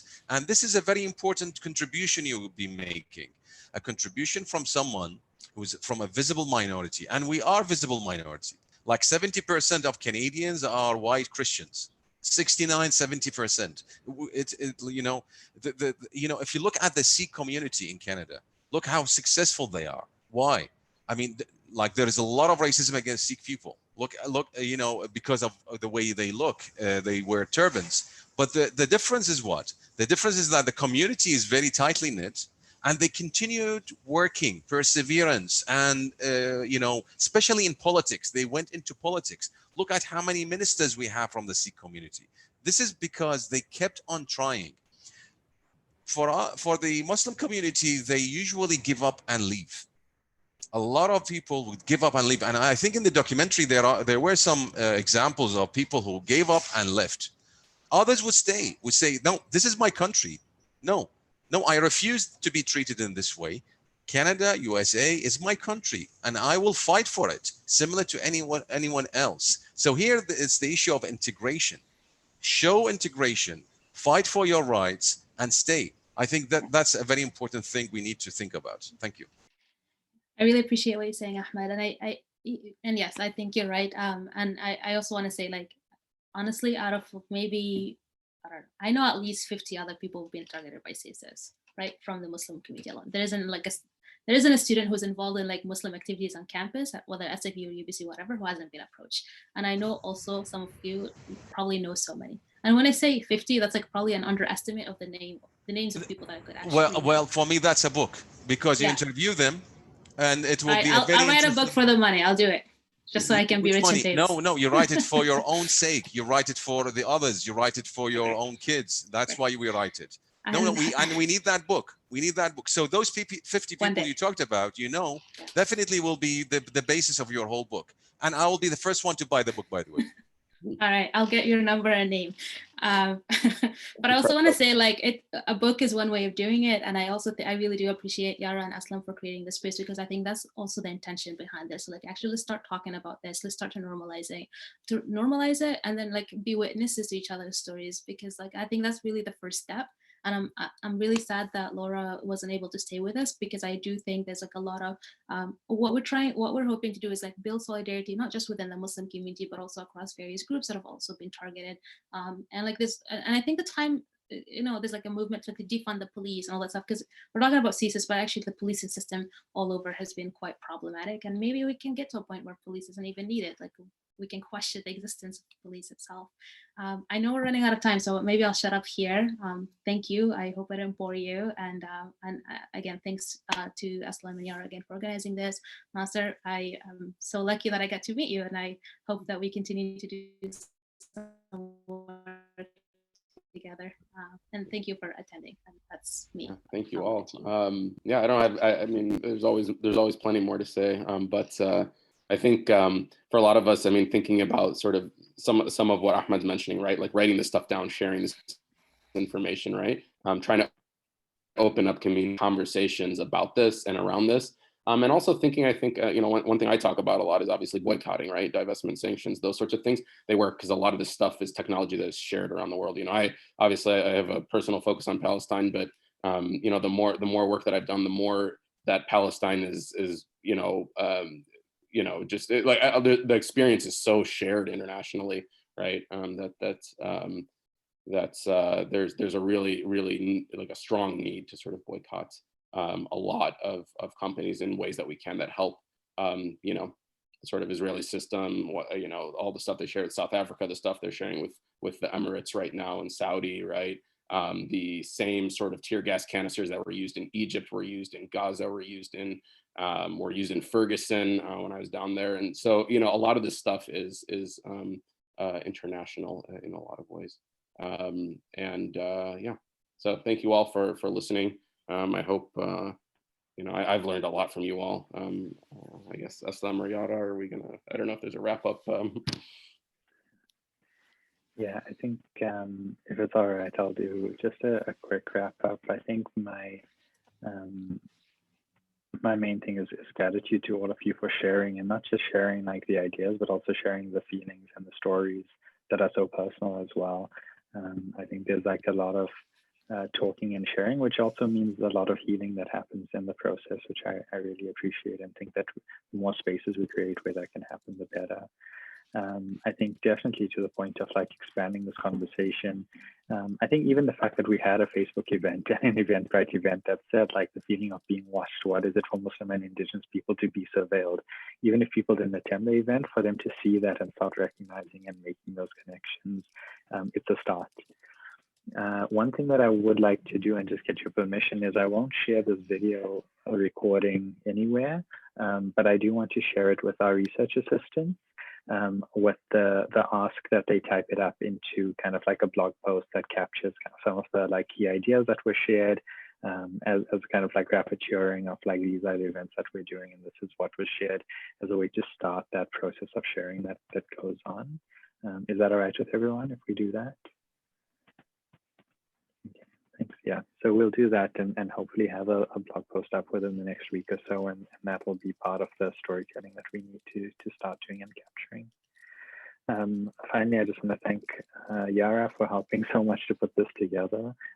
During COVID times, I think we've all been really stretched and feeling quite exhausted and feeling quite down. So to even put something together takes some effort. So thank you for that lift as well. And thank you to Nada and Nasir for making the time and putting the effort into this and showing up so fully and presently. And when I saw Almasri and Almasri, I was like, there must be some sort of connection here at one point or the other. Yeah, the spelling is different, but that's the English colonial one. I'm sure, like back in the day, the families were connected, and now you're doing your forefathers and your ancestors proud.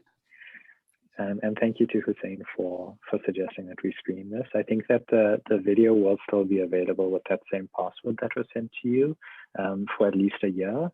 So we've got like a license, an institutional license for it. So if you'd like to share it with other people, please do so.